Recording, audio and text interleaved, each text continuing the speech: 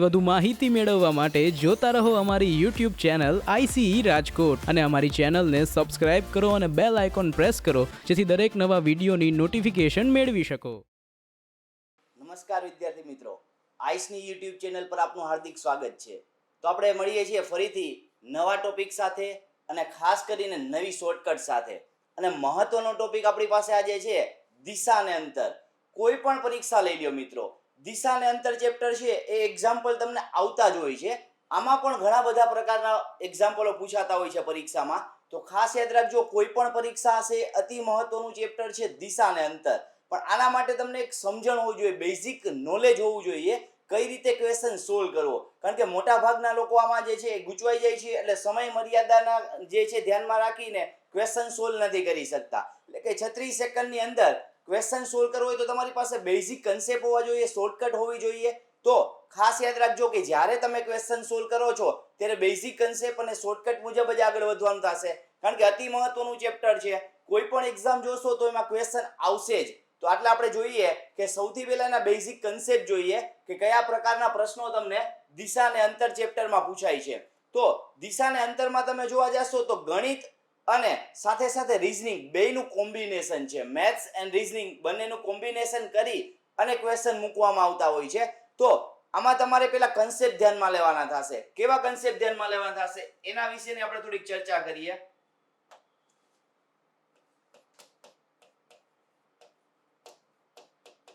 તો પેલા basic information આપણે ધ્યાનમાં લઈએ કે પેલા તમારી પાસે ગણિતના અમુક નિયમો હોવા જોઈએ. ગણિતના નિયમો હશે, સાથે સાથે દિશાનું આપણી પાસે જે છે નોલેજ હોવું જોઈએ. ઘણી વખત એવું થાય કે તમારે ડાયરેક્શન તમારે નક્કી કરવું હોય તો કઈ રીતે ડાયરેક્શન નક્કી કરવું એ ડિસાઈડ નથી થતું હતું. તો પેલા આપણે શરૂઆતમાં જોઈ લઈએ કે આપણે સેન્ટરથી ધ્યાનમાં લેવાનું. જ્યારે કોઈ પણ આપણે શરૂઆત કરતા હોય ત્યારે આપણે સેન્ટરથી ધ્યાનમાં લેવાનું. માનો કે આ સેન્ટર છે. હવે જો દિશા કઈ રીતે યાદ રાખવી, જ્યારે તમે કોઈ ક્વેશ્ચન સોલ્વ કરતા હોય ત્યારે તમે જ્યાં બેઠા છો ત્યાંથી જ દિશા નક્કી કરવાની થશે. કારણ કે તમારે પ્રશ્નનો જવાબ ક્વેશ્ચન પેપરમાં આપ્યો છે એ રીતે આપવાનો થશે. ઓરિજિનલ દિશા તમે જોવા જાશો તો સૂર્ય જ્યાંથી ઉગે છે ને પૂર્વ કહેવાય, આથમે છે એને શું કહેવામાં આવે છે તો કે પશ્ચિમ કહેવામાં આવે છે. આ ઓરિજિનલ દિશાઓ છે. પણ આપણે જ્યારે ક્વેશ્ચન સોલ્વ કરીએ છીએ ત્યારે ક્વેશ્ચનમાં આપેલું છે એ કેવી રીતે ગણતા હોય, એક્ઝામમાં બેઠા હોય ત્યારે રફ કામ કઈ રીતે કરતા હોઈએ છીએ એને ધ્યાનમાં રાખીને ક્વેશ્ચન સોલ્વ કરવાનો. તો જોજો ખાસ અહીંયા તમને શોર્ટકટ મેથડો ખાસ સાથે સાથે તમને ધ્યાનમાં લેવાની છે. તો જે શોર્ટકટ મેથડ કઈ રીતે તમારે ધ્યાનમાં લેવી એ ખાસ યાદ રાખજો. પહેલા તો તમારે એક સેન્ટર ધ્યાનમાં લેવાનું થશે. કોઈ જગ્યાએથી તમે સેન્ટર ધ્યાનમાં લઈ લેશો. હવે સેન્ટરને ધ્યાનમાં રાખીને તમારે દિશાઓ ધ્યાનમાં લેવાની. કઈ રીતે તો કે આ સેન્ટર આપેલું છે. હવે સેન્ટર આપેલું હોય ત્યારે તમે તમારી સામેની દિશા તમે જોશો, તમારા માથા ઉપરની દિશા, તો એ તમારે હંમેશા ઉત્તર જ હશે. જ્યારે તમે ડ્રો કરતા હશો ત્યારે યાદ રાખજો આ દિશા તમારા માટે કઈ આવશે તો કે આ દિશા તમારા માટે ઉત્તર દિશા થશે, જેને આપણે નોર્થ ઇંગ્લિશમાં કહીએ છીએ. તો આ એક દિશા હશે એટલે ઓટોમેટિકલી બીજી દિશા મળશે ઉત્તરની સામેની. એટલે તમે જ્યારે કોઈ પણ ક્વેશ્ચન સોલ્વ કરતા એટલે તમારી બેક સાઈડની જે હશે, બેક સાઈડની જે દિશા હશે એ શું હશે તો કે દક્ષિણ દિશા હશે. આ છે દક્ષિણ દિશા હશે. તો આટલા માટે આપણે ધ્યાનમાં રાખવાનું થશે, જેને આપણે સાઉથ કહીએ છીએ. આટલું યાદ રાખવાનું. તમે જ્યારે ક્વેશ્ચન ગણો છો તમારી સામેની જે દિશા હશે એ ઉત્તર હશે, તમારી બેક સાઈડની જે દિશા હશે એ દક્ષિણ હશે. પછી તમે ગમે ત્યાં બેઠા હો, જેમ કે અત્યારે હું તમારી સામે છું તો મારી સામે તમારી જે દિશા છે એ આવશે મારા માટે નોર્થ, અને મારી જે છે બેક સાઈડની દિશા છે એ આવશે મારા માટે સાઉથ. તમે જો બેઠા છો તો તમે મારી સામે ફેસ રાખીને બેઠા છો તો તમારી સામેની જે દિશા છે એ નોર્થ થશે અને તમારી બેક સાઈડની દિશા સાઉથ થશે. તો જ્યારે તમે ક્વેશ્ચન સોલ્વ કરો છો ત્યારે આ રીતના તમારે ક્વેશ્ચન સોલ્વ કરવાનો થશે. દિશામાં કોઈ કન્ફ્યુઝન ન રહેવું જોઈએ, કોઈ ગોખવાનું નથી. એક વ્યવસ્થિત રીતે અન્ડરસ્ટેન્ડિંગ તમારે સમજવાની છે કઈ રીતે કઈ ડાયરેક્શન ધ્યાનમાં લેવું. પછી હંમેશને માટે જ્યારે તમે ક્વેશ્ચન સોલ્વ કરતા હોય એટલે તમારી રાઈટ સાઈડની જે ડાયરેક્શન હોય યાદ રાખજો, રાઈટ સાઈડની જે ડાયરેક્શન હશે એ પૂર્વ જ હશે. જમણી બાજુ તમારી જે જમણી બાજુ હશે એ પૂર્વ દિશા જ હશે. એટલે કે તમારા જમણા હાથ ઉપર આવશે એ કઈ દિશા હશે? પૂર્વ દિશા. મગજમાં યાદ રાખજો, જમણા હાથ ઉપર આવી કઈ દિશા આવશે? પૂર્વ દિશા આવશે. એ જ રીતે તમારા ડાબા હાથ ઉપરની વાત કરીએ તો કઈ દિશા આવશે? પૂર્વની સામે કઈ હશે તો કે પશ્ચિમ દિશા હશે, જેને આપણે વેસ્ટ કહીએ છીએ. તો આ તમને 4 દિશાઓ વ્યવસ્થિત તમારા માથાની સામેની આવે, આ જે છે ઉત્તર આવે છે, તમારી બેક સાઈડ તમે જ્યારે ડ્રો કરતા હોય અથવા તો નીચેની સાઈડ સાઉથ આવશે, પછી રાઈટ સાઈડ તમારી રાઈટ સાઈડ જોવા જાશો એટલે ઈસ્ટ આવશે, અને તમારી લેફ્ટ સાઈડ જોવા જાશો એટલે શું થશે તો કે વેસ્ટ આવશે. એટલે આ રીતે તમારે એટલું યાદ રાખવાનું થશે 4 દિશાઓ વ્યવસ્થિત ક્લિયર થઈ ગઈ છે. 4 દિશા વ્યવસ્થિત ક્લિયર થઈ જશે તો કઈ રીતે ડાયરેક્શન ધ્યાનમાં લેવું એ તમને ક્લિયર થઈ જશે. હવે જોવા જઈએ તો તમારી પાસે પેટા દિશાઓ આપેલી હશે. પેટા દિશા એટલે જેમ કે અહીંથી અહીંયા સુધીનો એરિયા લઈએ આપણે, ગણિતના નિયમ પ્રમાણે જોવા જાશું તો આટલો અહીંથી અહીંયા સુધીનો આ જે છે એ 90 ડિગ્રીનો એંગલ થયા.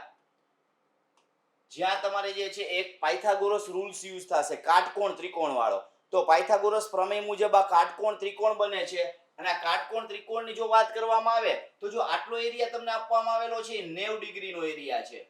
આ 90 ડિગ્રીના એરિયાને કયા નામથી ઓળખવો એ તમે ખાસ યાદ રાખજો, કારણ કે આ ઉત્તર અને પૂર્વ એ બેની વચ્ચેનો એરિયા છે એને કયા નામથી ઓળખવાનું. તો એક સામાન્ય આપણે એક સમજૂતી લઈ લઈએ. જેમ કે આપણે જોવા જઈએ કે પૃથ્વીનો ગોળો હોય એના બે ભાગ પાડવામાં આવે છે. બે ભાગ પાડો એટલે ઉપરનો ભાગ એને શું કહેવામાં આવે છે તો કે ઉત્તર ગોળાર્ધ, અને નીચેનો ભાગ એને શું કહેવામાં આવે છે દક્ષિણ ગોળાર્ધ. તો યાદ રાખજો કે આવી રીતે તમારી પાસે બે ભાગ પાડેલા પૃથ્વીના જે છે એ ગ્લોબ છે એના ઉત્તર ગોળાર્ધ અને દક્ષિણ ગોળાર્ધ. તો આપણે એમ જોવા જઈએ કે મેઇન દિશાઓ આપણી કઈ હશે ઉત્તર અને દક્ષિણ, આપણા માટે શું હશે મેઇન દિશાઓ. તો એની સાથે જોડાયેલી દિશા હશે ને એ હશે. તો એનો અર્થ એવો કે અહીંથી એ સુધીનો જે એરિયા આપવામાં આવેલો છે એ કઈ બે દિશાઓ વચ્ચે છે ઉત્તર અને પૂર્વ વચ્ચે. આમાંથી મુખ્ય દિશા કઈ છે આપણી ઉત્તર આવશે, એટલે આપણે આને કહી શકીએ છીએ આ ડાયરેક્શન છે ને કહીશું આપણે ઉત્તર પૂર્વ, એટલે કે આને ઇંગ્લિશમાં કહેવાય નોર્થ ઈસ્ટ.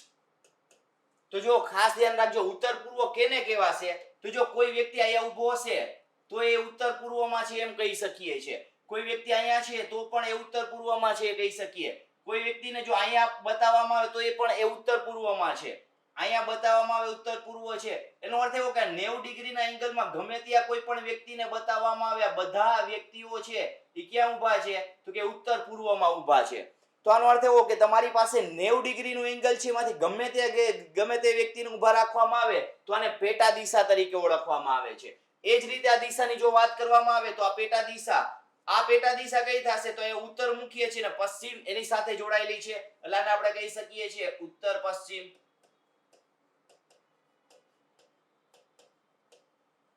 એટલે કે નોર્થ વેસ્ટ જેને આપણે કહીએ છીએ. એટલે કોઈ પણ વ્યક્તિ જેમ કે અહીંયા છે એ નોર્થ વેસ્ટમાં છે, અહીંયા છે તો એ નોર્થ વેસ્ટમાં છે, અહીંયા છે એટલે ગમે ત્યાં હોય તો એ નોર્થ વેસ્ટમાં હોય.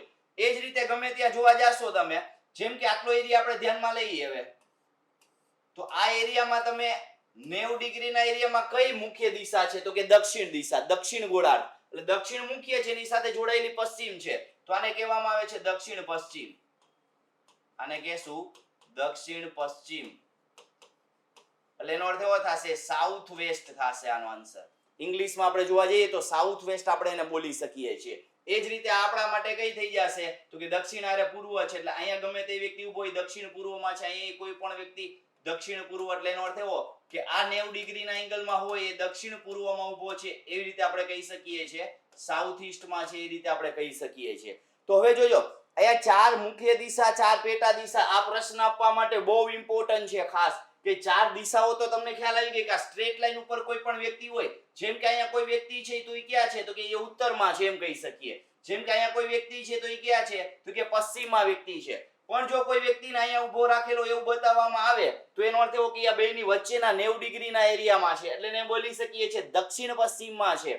તો આ રીતે તમારે પ્રશ્ન આપવા માટે બહુ ઇમ્પોર્ટન્ટ વસ્તુ છે. તો તમારે ખાસ યાદ રાખવાનું થશે કે સેન્ટર થી 4 મેઇન ડાયરેક્શન છે અને 4 આપણી પાસે પેટા ડાયરેક્શન છે, અને ખૂણા તરીકે પણ ઓળખવામાં આવે છે. ખૂણા તમે ધ્યાનમાં લ્યો તો આને આપણે એમ કહી શકીએ છીએ ઈશાન ખૂણો છે, આને કહેવામાં આવે છે અગ્નિ ખૂણો, આને કહેવામાં આવે છે નૈઋત્ય, આને કહેવામાં આવે છે વાયવ્ય.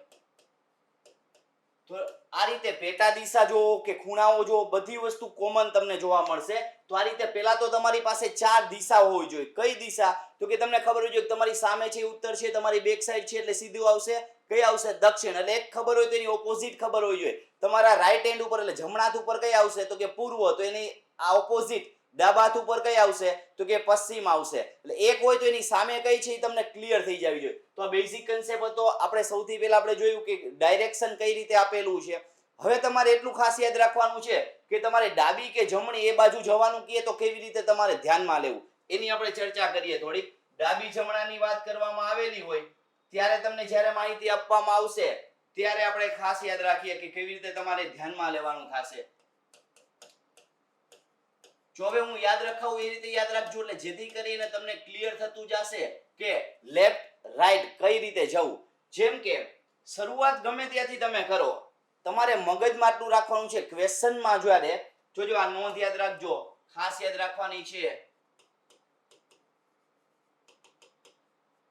આપણે નોંધ પ્રમાણે ચાલવાનું છે. જ્યારે પ્રશ્નમાં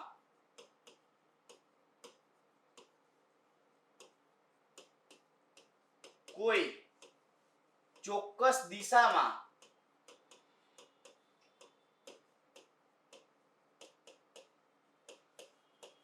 જવાનું કહે, હવે ચોક્કસ દિશામાં જવાનું કહે એટલે શું? હવે તમને સ્પષ્ટ એમ કીધું હોય કે ઉત્તરમાં જાઓ, દક્ષિણમાં જાઓ. આપણે જોવા જઈએ કે એક્ઝામ્પલ તરીકે જોઈએ, ઉદાહરણ તરીકે તમને એમ કીધું હોય કે રામ એ 2 કિલોમીટર ઉત્તરમાં જાય છે. તો અહીંયા તમને ચોક્કસ દિશાની વાત કરી દીધી કે ઉત્તર દિશામાં જાય છે, સ્પષ્ટ દિશાની વાત કરી દીધી છે.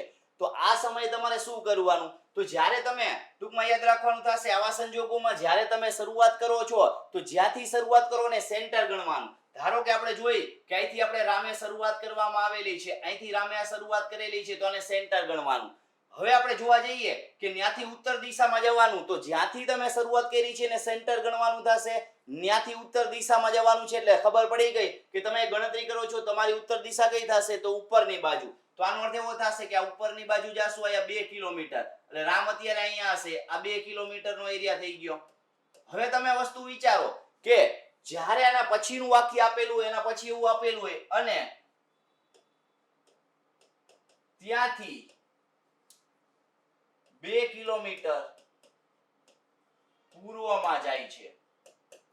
હવે જ્યારે આવી તમને માહિતી આપવામાં આવે એટલે તમને એમ કહેશે 2 કિલોમીટર પૂર્વમાં ત્યાંથી. હવે જોજો અહીંયા સ્પષ્ટ એટલે કે એનો અર્થ એવો કે ચોક્કસ દિશા જ્યારે તમને આપવામાં આવે, કેવી દિશા આપવામાં આવે? ચોક્કસ દિશા જ્યારે આપવામાં આવે તો તમે એનો અર્થ એવો કે એક વાક્ય પૂરું કરો છો અને જ્યાં પોઈન્ટે પહોંચો છો, જેમ કે આપણે આ પોઈન્ટે અત્યારે પહોંચ્યા છીએ, 2 કિલોમીટર ચાલી અને રામ અહીંયા પહોંચે છે તો જ્યાં પહોંચો એને શું ગણવાનું થશે? સેન્ટર. આવું ચોક્કસ આપેલું હોય તો યાદ રાખજો કે એક વાક્ય પૂરું કરો ને જ્યાં પહોંચો ને શું ગણવાનું થશે? જ્યાં પહોંચો એને સેન્ટર ગણવાનું, કેન્દ્ર. એટલે કે ખાસ કરીને યાદ રાખજો સેન્ટર ગણવાનું અને એવી રીતે એક્ઝામ્પલ ગણવાનો તો તમારા માટે કોઈ ભૂલ નહીં પડે. ખાસ યાદ રાખજો કે પેલું વાક્ય પૂરું કરીએ છીએ અને સ્પષ્ટ દિશા આપેલી છે ચોક્કસ દિશામાં તો તમારે શું ગણવાનું થશે? જ્યાં પહોંચે એને શું ગણવાનું થશે? સેન્ટર ગણવાનું થશે. તો સેન્ટર ધ્યાનમાં લ્યો છો. હવે અહીંથી તમારે યાદ રાખવાનું ફરી પાછું આ સેન્ટર થઈ ગયું તમારા માટે. જો આ સેન્ટર થતું હોય તો તમારે જવાનું છે પૂર્વમાં. પૂર્વમાં જાશો એટલે તમે વસ્તુ વિચારો, પૂર્વ એટલે તમારી કઈ બાજુ આવે છે? તમારી જમણી બાજુ. એટલે તમે જ્યારે ડ્રો કરતા હોય ત્યારે તમારી જમણી બાજુ જવાનું. એટલે આ રીતે આ 2 કિલોમીટર આપણે પૂર્વમાં જાશું. એટલે આ રીતે આપણને ક્લિયર થતું જશે. પણ એટલું યાદ રાખજો જો ચોક્કસ દિશા આપેલી હોય અને જ્યાં તમે એક વાક્ય પૂરું કરીને અટકો છો એને શું ગણવાનું? તમારે સેન્ટર ગણવાનું. સેન્ટર ગણો એટલે ફરીથી અહીંથી 4 દિશાઓ જોવા જાવ તો ઉપર ઉત્તર આવે, નીચે દક્ષિણ આવે, જમણા હાથ ઉપર પૂર્વ આવે અને ડાબા હાથ ઉપર પશ્ચિમ આવે. તો આ રીતે તમારે દિશાઓ જ્યાં જ્યાં પહોંચો, વળી પાછા આપણે અહીંયા પહોંચ્યા ને હજી એક વાક્ય હોત તો આને સેન્ટર ગણીને પાછું આગળ આવવાનું થાત. તો આ રીતે કન્સેપ્ટને યાદ રાખવાનો થશે. આ પહેલો કન્સેપ્ટ છે, પહેલી શોર્ટકટ મુજબ આપણે ધ્યાનમાં લીધી કે આ શોર્ટકટમાં શું ધ્યાનમાં લેવાનું છે કે જ્યાં પહોંચો છો ને સેન્ટર ગણી અને આગળ વધશો તો કન્સેપ્ટ ક્લિયર થતા જશે. સેકન્ડ જો આપણે વાત કરીએ, બીજી નોંધની વાત કરીએ તો બીજી નોંધમાં એ રીતે આપણે ધ્યાનમાં લેશું કે જ્યારે પ્રશ્નમાં ચોક્કસ દિશાનું આપ્યું હોય, ડાબી કે જમણી બાજુ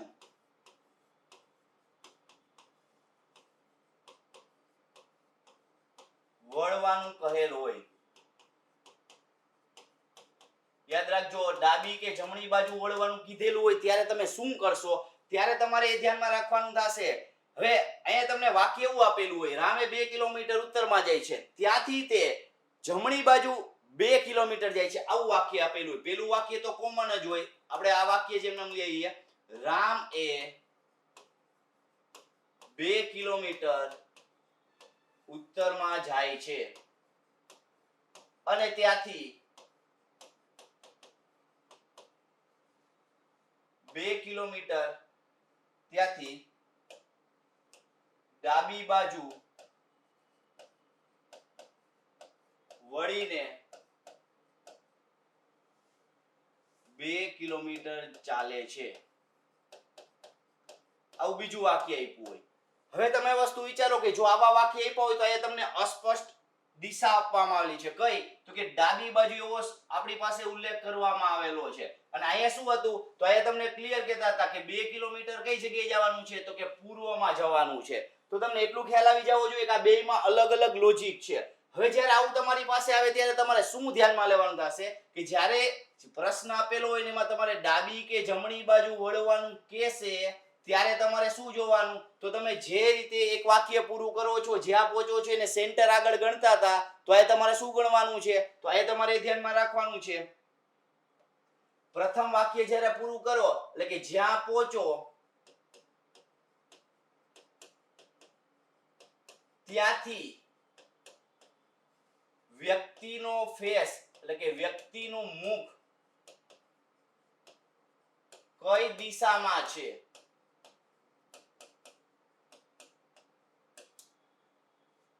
તે જોઈ દિશા નક્કી કરવાની.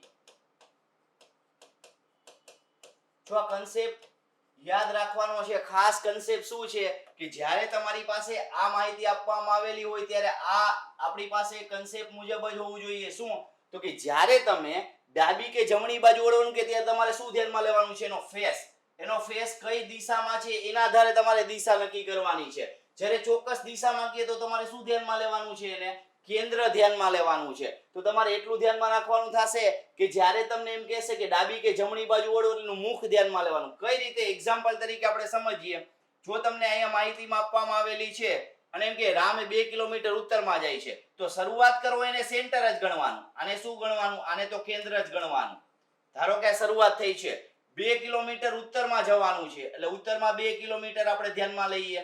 પણ હવે ધ્યાનમાં રહેજો, આ 2 કિલોમીટર ચાલ્યા બાદ રામનો ફેસ કઈ દિશામાં છે એ નક્કી કરવાનું. કારણ કે આગલું વાક્ય અસ્પષ્ટ છે. અસ્પષ્ટ એટલે ડાબી કે જમણી બાજુ વળવાનું કહે ત્યારે આ ધ્યાનમાં લેવાનું છે. અને ત્યાંથી ડાબી બાજુ વળીને 2 કિલોમીટર ચાલે છે. તો ડાબી કે જમણી કેમ નક્કી થશે? તો એનો ફેસ કઈ દિશામાં છે એના આધારે તમારે નક્કી કરવાનું થશે. તો એનો અર્થ એવો એનો ફેસ અત્યારે ક્યાં છે? ઉત્તર દિશામાં. તો હવે તમારી પાસે વિચારો કે ઉત્તર દિશામાં જો ફેસ હોય તો તમે ડાબી કે જમણી કેવી રીતે નક્કી કરશો?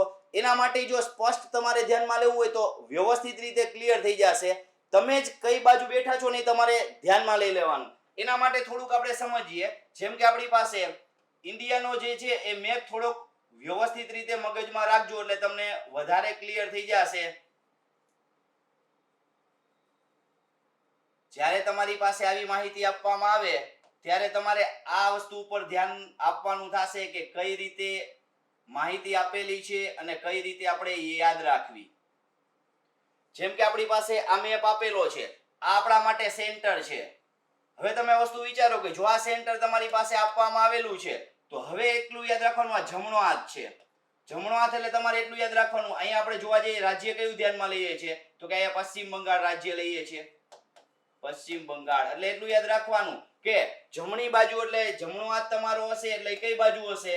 તો કે પશ્ચિમ બંગાળ બાજુ તમારો જમણો હાથ હશે. કારણ કે તમારો ફેસ ક્યાં છે? તો કે ફેસ ઉત્તરમાં છે. હવે ફેસ ઉત્તરમાં હોય તો ડાબો હાથ એટલે કઈ બાજુ પડે છે? તો કે ડાબો હાથ તમારો જે છે એ ગુજરાત બાજુ હશે. તો આટલું તમારે એટલું યાદ રાખવાનું ફેસ તમારો ક્યાં છે. જો ફેસ ઉત્તરમાં હોય તો જમણો અને ડાબો હાથ ક્યાં છે? ખાલી 4 રાજ્યો યાદ રાખવાના. ઉત્તરની વાત કરીએ તો આપણે કાશ્મીર યાદ રાખીએ, જમ્મુ કાશ્મીર યાદ રાખીએ. હવે આપણે અહીંયા ધ્યાનમાં લઈએ, નીચેની વાત કરીએ તો કેરાલા કે તામિલનાડુ ગમે તે યાદ રાખી શકો છો. તો આ રીતે તમારે એટલું યાદ રાખવાનું છે જો તમારો ફેસ ઉત્તરમાં હોય એટલે કાશ્મીર બાજુ હોય તો રાઈટ હેન્ડ કઈ બાજુ આવે? બંગાળ એટલે કે પૂર્વ, અને લેફ્ટ હેન્ડ એટલે કઈ આવે? તો કે તમારી પાસે ગુજરાત. એટલે તમારે 4 રાજ્યોને આને કહી દેવાનું ઉત્તર કહી દેવાનું થશે, આ રાજ્યને દક્ષિણ કહી દેવાનું થશે. હવે વિચારો, જો મારો ફેસ અત્યારે દક્ષિણમાં છે, તામિલનાડુ બાજુ, તો હવે વસ્તુ વિચારીએ કે રાઈટ હેન્ડમાં ઉપર શું આવે? ગુજરાત. ગુજરાત કઈ દિશામાં આવે? પશ્ચિમ દિશામાં. લેફ્ટ હેન્ડ ઉપર કઈ દિશા આવે? તો કે લેફ્ટ હેન્ડ ઉપર આવે બંગાળ, અને એ કઈ દિશામાં આવશે આપણી પાસે? તો એ રીતે તમને ક્લિયર થતું જશે કે કઈ રીતે તમારે કઈ દિશામાં જવું. તો આટલું તમારે એટલું યાદ રાખવાનું થશે કે જ્યારે ડાબી કે જમણી બાજુ વળવાનું કહેશે એટલે તમારે ક્લિયર થતું જશે કે કઈ રીતે કઈ દિશામાં તમે જાઓ છો. આ થોડો કન્સેપ્ટ છે, તમને આ યાદ રહે તો ભલે, અને ન રહે તો તમારી રીતે પણ યાદ રાખી શકો છો. જેમ કે આપ્યું છે, રામે 2 કિલોમીટર ઉત્તરમાં જાય છે અને ત્યાંથી ડાબી બાજુ વળીને 2 કિલોમીટર ચાલે છે. હવે વિચાર, ઉત્તરમાં જાતો એટલે એનો અર્થ એવો, એનો ફેસ ક્યાં છે? કાશ્મીર બાજુ. કાશ્મીર બાજુ ફેસ હોય ને જમણી બાજુ વળવાનું કહે તો ક્યાં વળવાનું થાય? તો કે બંગાળ બાજુ. ડાબી બાજુ વળવાનું કહે તો ક્યાં આવે? કે ગુજરાત બાજુ. તો એનો અર્થ એવો કે તમે વિચારો કે ફેસ આપણી પાસે જમ્મુ કાશ્મીરમાં છે અને હવે તમને એમ કહેશે કે તમારે ડાબી બાજુ વળવાનું છે. તો અહીંથી તમારે એટલું યાદ રાખવાનું, સેન્ટર નથી ગણવાનું. શું કામ એને? કારણ કે તમને ડાબી કે જમણી કહે ત્યારે તમારે શું જોવાનું? વ્યક્તિનું મુખ. જ્યારે શરૂઆત કરો છો ત્યારે સેન્ટર ગણવાનું, પછી તમારે ડાબી કે જમણી જેમ આવતી જાય ત્યારે વ્યક્તિના મુખને આધારે તમારે દિશા નક્કી કરવાની. જ્યારે સ્પષ્ટ દિશા આપી હોય ત્યારે તમારે જ્યાં પહોંચો એને શું ગણવાનું છે? સેન્ટર ગણવાનું. આ રીતે તમે ધ્યાનમાં લેશો તો ક્લિયર થતું જશે. તો અહીંયા આપણે આ જોવા જઈએ તો 2 કિલોમીટર આન્સર આવે છે. અત્યારે એનું મુખ અત્યારે કઈ દિશામાં છે? પશ્ચિમ દિશામાં. તમને આ જ પ્રશ્ન પૂછે, રામે 2 કિલોમીટર ઉત્તરમાં જાય છે, ત્યાંથી ડાબી બાજુ વળીને 2 કિલોમીટર ચાલે છે, તો અત્યારે એ કઈ દિશામાં જઈ રહ્યો હશે? એવો પ્રશ્ન પૂછે તો કહી શકો છો કે 2 કિલોમીટર આપણે ઉત્તરમાં ગયા, ત્યાંથી તમારે ડાબી બાજુ જવું હોય તો મુખ કઈ દિશામાં હતું? તો કે મુખ ઉત્તરમાં હતું. ત્યાંથી ડાબી બાજુ જાશો એટલે કઈ દિશા આવશે? તો કે ગુજરાત બાજુ જવાનું, એટલે પશ્ચિમ દિશામાં. તો અત્યારે કઈ દિશામાં જઈ રહ્યો છે? પશ્ચિમ દિશામાં જઈ રહ્યો છે. એવો આપણે આન્સર આપી શકીએ છીએ. તો આ 2 કન્સેપ્ટને બહુ ખાસ યાદ રાખવાના છે. આ 2 કન્સેપ્ટ આધારિત જ પ્રશ્ન હશે. ગમે ત્યારે આવે ત્યારે 2 કન્સેપ્ટ ઉપર જ ધ્યાન રાખવાનું થશે. હવે આપણે થોડુંક ગણિતના નિયમને થોડુંક ધ્યાનમાં લઈ લઈએ કે જ્યારે ગણિતના નિયમો આપેલા હોય તો એ નિયમો કઈ રીતે ધ્યાનમાં લેવાના થશે. હવે નિયમમાં 3 નિયમો, કારણ કે ઘણા બધા પ્રકારના પ્રશ્ન આવે છે. ચોરસનો નિયમ છે, લંબચોરસનો નિયમ આવશે, ત્રિકોણ એટલે પાયથાગોરસનો નિયમ જે 90 ડિગ્રી એટલે કે 90 નો કાટખૂણો બનાવતો હોય, પછી વર્તુળના પ્રશ્ન પૂછાય છે, પઝલના પ્રશ્ન પૂછાય છે. પણ આપણે જે છે અત્યારે સામાન્ય રીતે ધીમે ધીમે શરૂઆત કરીએ છીએ, તો આપણે અત્યારે પહેલા ચોરસના નિયમની વાત કરીએ. તો સૌથી પહેલા આપણે જોઈએ કે જ્યારે તમારી પાસે ગણિત મુજબ ચોરસની માહિતી આપવામાં આવેલી હોય, ચોરસ કેને કહેવાય? તો એની સામાન્ય વ્યાખ્યા છે કે બધી બાજુ સરખી હોય, એટલે કે ચારેય બાજુ કેવી હોય? સરખી હોય. જો ચારેય બાજુ સરખી હોય તો એ આપણા માટે શું થશે? ચોરસ થશે. જ્યારે તમારી પાસે આપવામાં આવેલી માહિતી છે એમાં ચારેય બાજુ કેવી હોય? સરખી હોય. જેમ કે અહીંયા માપ આપવામાં આવેલું હોય 8 આપેલું હોય, અહીંયા પણ 8 હોય, અહીંયા 8 હોય, અહીંયા 8 હોય. એટલે જો તમે આપો આને A, આ B, આ C અને D, એટલે એનો અર્થ એવો કે બધા કેવા હોય? ઇક્વલ હોય. A is equal to B is equal to C is equal to D. એટલે બધી બાજુ કેવી હશે? સરખી. પણ આપણે ગણિતને યાદ નથી રાખવાનું, આપણે એટલું યાદ રાખવાનું બધી બાજુ કેવી હશે? સરખી હશે. હવે બીજું આપણે નિયમ ધ્યાનમાં લઈએ તો લંબચોરસની વાત કરશું આપણે.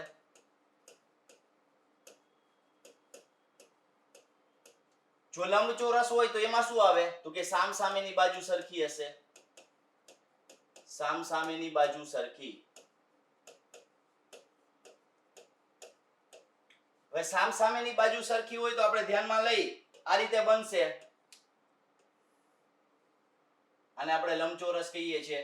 અહીંયા લંબાઈ અને પહોળાઈ 2 માપ આવી જશે. તો સામસામેની બાજુ સરખી આપણે ધ્યાનમાં લઈએ. જેમ કે અહીંયા 6 આપેલું છે તો અહીંયા 6 આપેલું હોય, અહીંયા આપણે જોવા જઈએ 4 આપેલું છે તો અહીંયા 4 આપેલું હશે. તો આનો અર્થ એવો થશે કે સામસામેની બાજુ સરખી હોય તો એને લંબચોરસ કહેવાશે. એ આપણે ધ્યાનમાં લેશું. હવે ખાસ મહત્વની ત્રીજી વસ્તુ આવે છે, એને ધ્યાનમાં લઈએ. કાટકોણ ત્રિકોણ.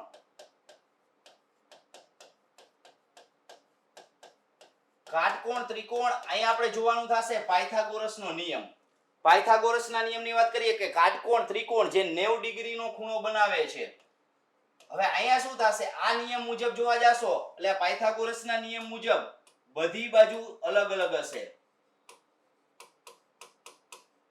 પાયથાગોરસ પ્રમેય મુજબ આપણે જોવા જઈએ તો ત્રિકોણની બધી એટલે આને હશે એ કેવો હશે તો કે વિષમ બાજુ ત્રિકોણ હશે એટલે કે ત્રિકોણની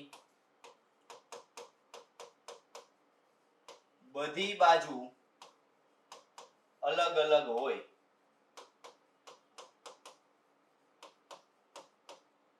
હવે જો ત્રિકોણની બધી બાજુ અલગ અલગ હોય તો એ આપણે ધ્યાનમાં લઈએ જેમ કે તમારી પાસે રાઈટ એંગલ અને લેફ્ટ એંગલ આવા બે એંગલ વાળા ત્રિકોણ બને છે હવે આપણે જોવા જઈએ તો અહીંયા આપણી પાસે માહિતી મુજબ આને આપણે કહીએ તો એ રાઈટ એંગલ ટ્રાયેંગલ બને છે જમણા છેડાવાળો એ જ રીતે આ માહિતી મુજબ આ પ્રકારની આકૃતિ બને પછી આ રીતની માહિતી બને કે આ રીતે માહિતી બને તો આ ચારે ચાર આકૃતિ છે એ આપણા માટે કઈ થશે તો ધ્યાન રાખજો કે જ્યારે તમારી પાસે આ પ્રકારની ચારમાંથી કોઈ પણ એક માહિતી આપેલી હોય તો આ આપણા માટે બને છે 90 ડિગ્રીના એંગલ વાળો ટ્રાયેંગલ જેને આપણે પાયથાગોરસના પ્રમેય તરીકે ઓળખશું હવે એનું સૂત્ર શું છે તો એનું સૂત્ર આપણને ખબર જ છે કે વર્ગમૂળમાં a² + b² એટલે અહીંયા શું મળી જશે તો કે વર્ગમૂળમાં a² b² છે તો a b આપણી પાસે જે આને આપણે કહી શકીએ છીએ વિકર્ણ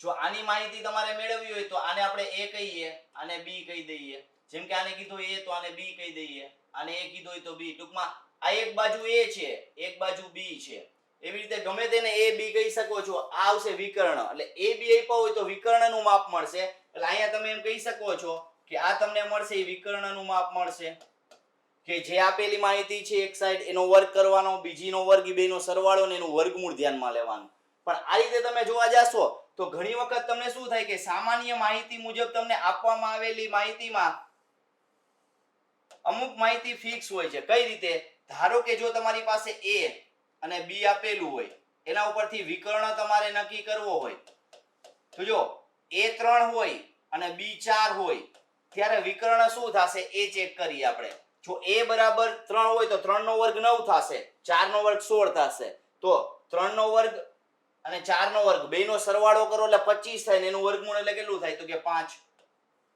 હવે આના આધારે આપણે આગળ વધતા જઈએ હવે આના આધારે આપણે આગળ વધીએ એટલે જો 3 ની બદલે ડબલ થઈ જાય 6 4 ની બદલે ડબલ થઈ જાય 8 તો 5 ના ડબલ કેટલા થશે 10 એ જ રીતે 3 ના 3 ગણા આપણે કરીએ એટલે 9 થશે ને 4 ના 3 ગણા એટલે 12 થશે તો 5 ના 3 ગણા એટલે 15 જવાબ આવે એ જ રીતે 3 ના 4 ગણા 12 અથવા તો 6 ના ડબલ 12 8 ના ડબલ 16 થશે તો 10 ના ડબલ 20 આ રીતે આગળ જતું જશે પણ મોટા ભાગે ઘણી વખત પ્રશ્ન તમે જોવા જશો તો આ ચાર માંથી મોટા ભાગે તમારી પાસે માપ હોય એટલે ગણતરી કરવાની જરૂર ન પડે પણ મગજમાં એક ક્લિયર હોવું જોઈએ કે જ્યારે કાટકોણ ત્રિકોણ આવે ત્યારે આ રીતની માહિતી આપણે ધ્યાનમાં લેવાની થશે તો મિત્રો ખાસ યાદ રાખજો કાટકોણ ત્રિકોણ આવશે ત્યારે તમારે ધ્યાનમાં લેવાનું થશે તો આપણે જોઈ લીધું કે જ્યારે તમારી પાસે ત્રણ વસ્તુ આપવામાં આવશે પહેલા તો દિશા નક્કી કરવાની થશે દિશા નક્કી કર્યા બાદ આ બે શોર્ટકટ ને ધ્યાનમાં લેવાની છે કે તમારે ચોક્કસ દિશામાં જવાનું છે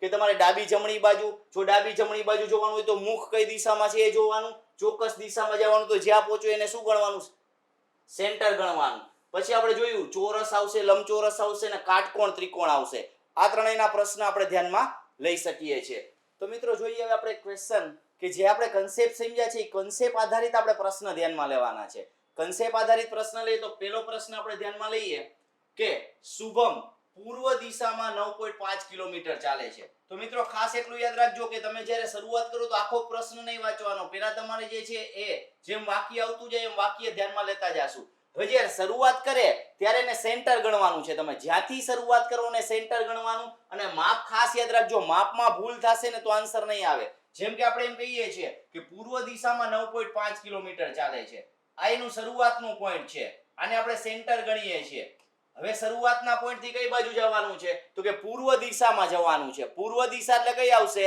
તો કે જો આ સેન્ટર હોય તો એનો અર્થ એવો થશે સેન્ટર એટલે પૂર્વ દિશા તમારે કઈ આવશે તમારી બાજુ જોવા જાય તમારી જમણી બાજુ થશે અને 9.5 કિલોમીટર તો આપણે ધ્યાનમાં લઈએ કે આટલું આપેલું છે એ 9.5 કિલોમીટર હશે આપણી પાસે પછી જોઈએ ત્યારબાદ તે દક્ષિણમાં 4.5 કિલોમીટર, એટલે સ્પષ્ટ આપણી પાસે દિશા આપેલી છે. તો મિત્રો ખાસ યાદ રાખજો, જ્યારે સ્પષ્ટ દિશા આપણી પાસે આપેલી હોય ત્યારે શું જોવાનું, જ્યાં પહોંચી એને શું ગણવાનું છે, કેન્દ્ર ગણવાનું છે. તો આપણી પાસે સ્પષ્ટ દિશા આપી છે એટલે જ્યાં પહોંચ્યા છે એને સેન્ટર ગણો.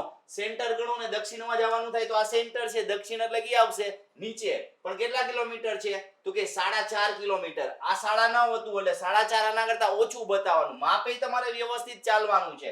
તો 4.5 આનાથી ઓછું બતાવીએ આપણે. ધારો કે અહીંયા આપણી પાસે આપવામાં આવેલી માહિતીમાં આટલું 4.5 કિલોમીટર છે.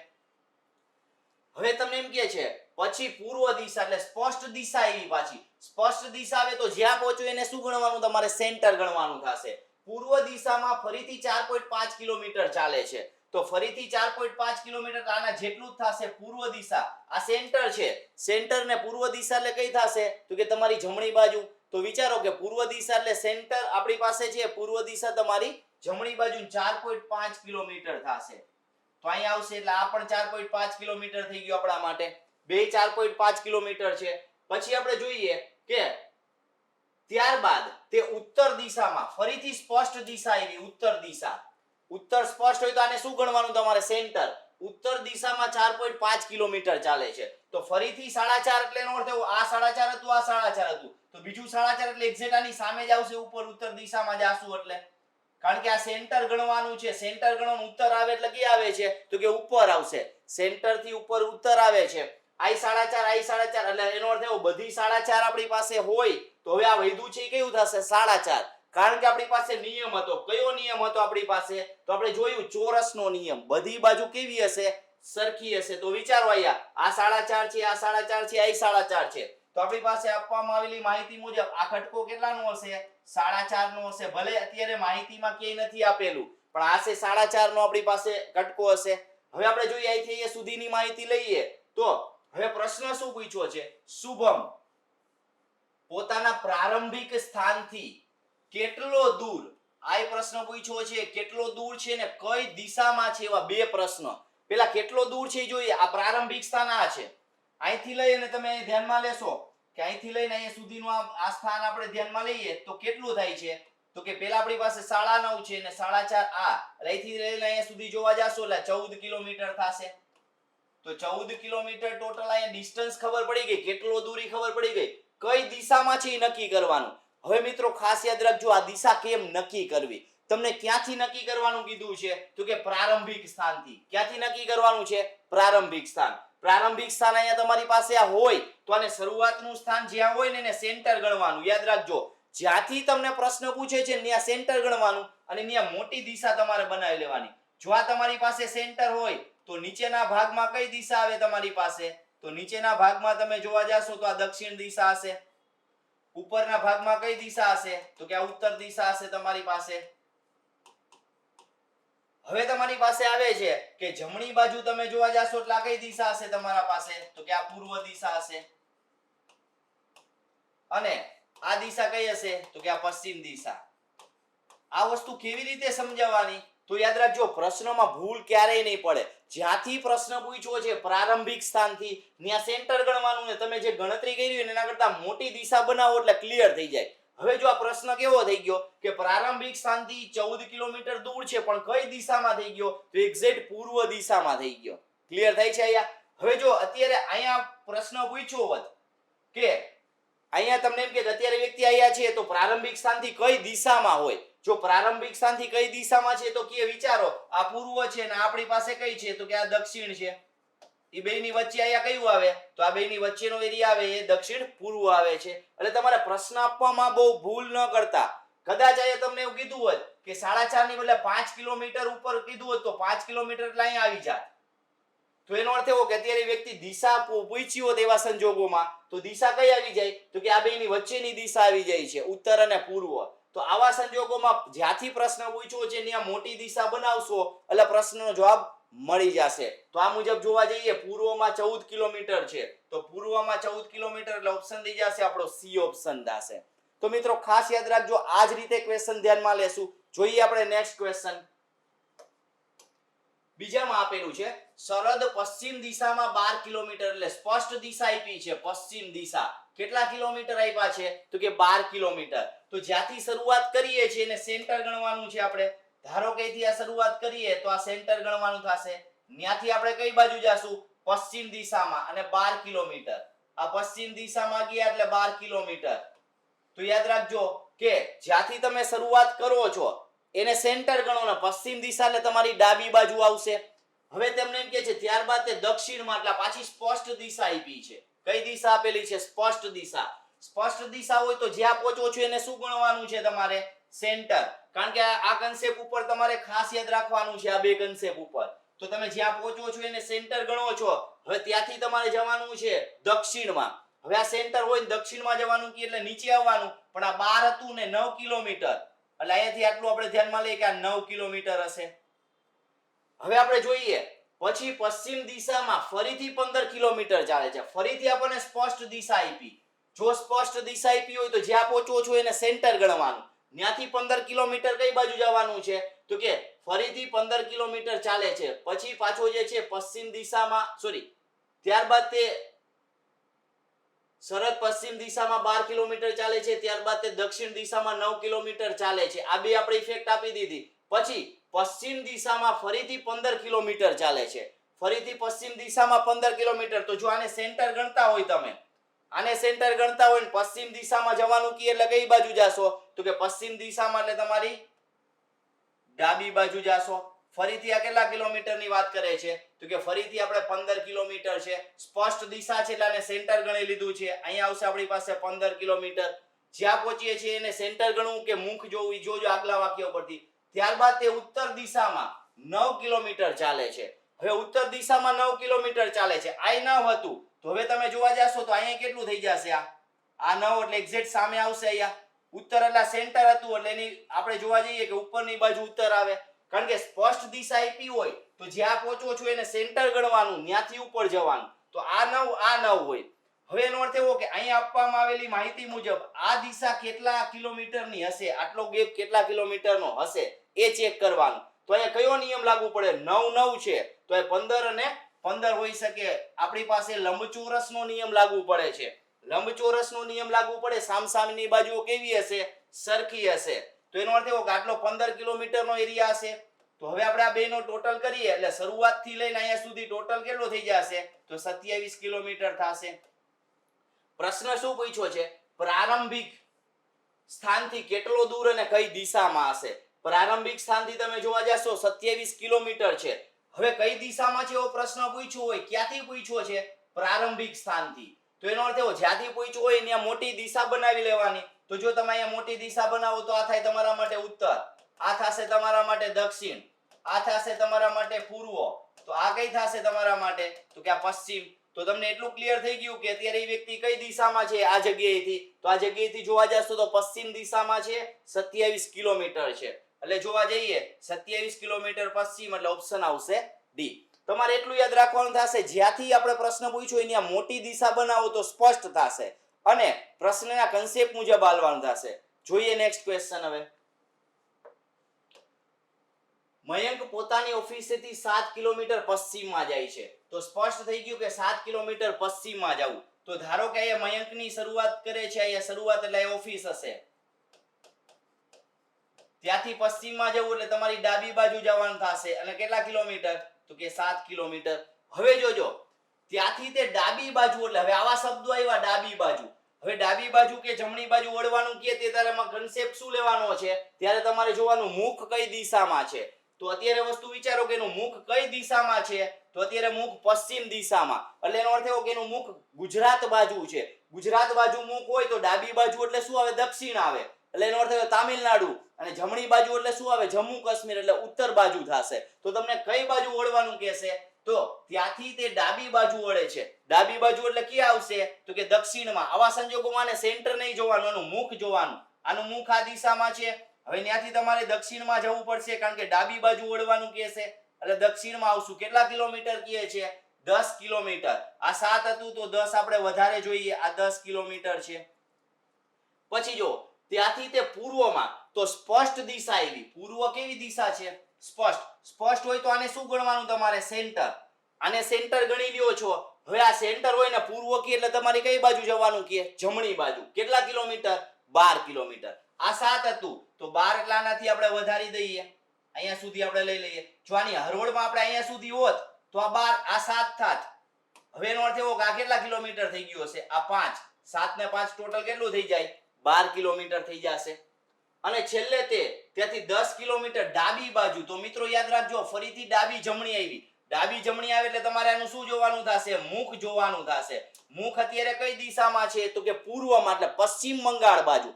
પશ્ચિમ બંગાળ બાજુ મુખ તમારું હોય તો જમણા હાથ ઉપર તમારે તામિલનાડુ રાજ્ય આવે, ડાબા હાથ ઉપર કાશ્મીર રાજ્ય, એવું આપણે ગણી શકીએ છીએ. તો હવે આપણે જોઈએ કે પૂર્વમાં આપણી પાસે મુખ આપેલું હોય, ડાબી બાજુ વળવાનું કે એટલે ક્યાં આવશે? એ ઉત્તરમાં જશે, જમ્મુ કાશ્મીર બાજુ જશે. કેટલા કિલોમીટર? 10. તો આ 10 હતું એટલે આ 10 એટલે એક્ઝેક્ટ આની સામે આવી જશે.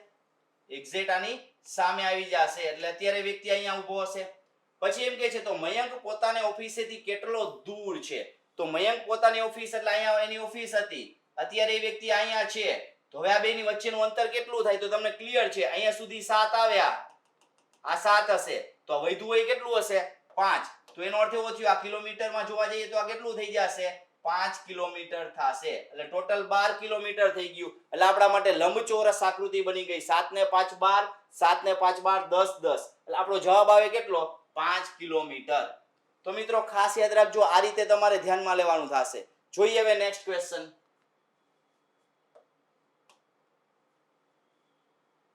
ધારા પોતાના ઘરેથી નીકળી 18 કિલોમીટર ઉત્તરમાં જાય છે. હવે ઉત્તર કે દક્ષિણ એવી દિશા કીધી હોય એટલે તમારે યાદ રાખવાનું થશે કે તમારે સેન્ટર ગણવાનું થશે. એટલે આને આપણે ધ્યાનમાં લઈએ કે એનું ઘર છે. ઘરેથી નીકળીને ઉત્તરમાં 18 કિલોમીટર જાય છે. એટલે 18 કિલોમીટરની વાત કરીએ તો આટલું આપણી પાસે એરિયા 18 કિલોમીટરનો હશે. હવે તમને એવું કહે છે અને ત્યાંથી જમણી બાજુ વળે છે અને 10 કિલોમીટર જાય છે. હવે જમણી બાજુ વળી અને 10 કિલોમીટર જાય છે. હવે તમે આ વસ્તુ વિચારો, જમણી બાજુ એટલે કઈ બાજુ આવશે? તો કે આ આપણી પાસે મુખ ધ્યાનમાં લેવાનું. આનું મુખ ક્યાં આપવામાં આવેલું છે? તો આનું મુખ ક્યાં આપવામાં આવેલું છે? ઉત્તરમાં. ઉત્તરમાં જમણી બાજુ એટલે કાશ્મીર બાજુ મુખ હોય, જમણી બાજુ જવાનું કે એટલે પાછું આપણું નેચરલ થઈ ગઈ કે પૂર્વમાં જવાનું. કેટલા કિલોમીટર જવાનું થશે? 10 કિલોમીટર. તો આ રીતે આપણે જોયું કે આપણી પાસે 10 કિલોમીટર હશે. હવે આને સેન્ટર ગણું કે મુખ આગલા વાક્ય ઉપરથી જોઈએ. અને ત્યાંથી જમણી બાજુ વળી અને 10 કિલોમીટર ચાલે છે.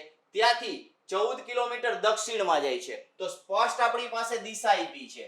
દિશા આપી હોય તો આને સેન્ટર ગણવાનું થશે અને 14 કિલોમીટર દક્ષિણમાં આવવાનું છે. જો 14 કિલોમીટર દક્ષિણમાં આવીએ તો 18 થી ઓછું આપણે લઈએ. ધારો કે વ્યક્તિ અહીંયા હશે એટલે 14 કિલોમીટર છે. હવે તમને શું પૂછે છે? તો આ જગ્યાએથી તેનું ઘર કઈ દિશામાં હશે? આ જગ્યાએ એટલે જ્યાં ઊભી છે ત્યાંથી. તો ત્યાંથી આપણે નક્કી કરવું હોય તો યાદ રાખજો તમારે દિશા બનાવવી પડે. કઈ રીતે? તો એનો અર્થ આને સેન્ટર ગણો તો આ કઈ દિશા થશે તમારા માટે? પૂર્વ. આ કઈ દિશા થશે? સેન્ટર ગણો એટલે આ થશે પશ્ચિમ. આ સેન્ટર છે આપણા માટે. આ કઈ દિશા થશે આપણા માટે? તો કે આ થશે આપણા માટે દક્ષિણ.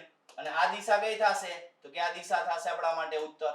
હવે આ વ્યક્તિનું ઘર અહીંયા છે, એ વ્યક્તિનું ઘર અહીંયા છે એટલે કઈ બેની વચ્ચે આવે છે? તો કે આપણી પાસે દક્ષિણ અને પશ્ચિમની વચ્ચે છે. તો એનું ઘર અત્યારે જ્યાં ઊભો છે, જે વ્યક્તિ ધારા ઊભી છે ત્યાંથી એનું ઘર કઈ દિશામાં કહી શકીએ છીએ? એટલે આવશે આપણા માટે દક્ષિણ પશ્ચિમ, સાઉથ વેસ્ટમાં છે.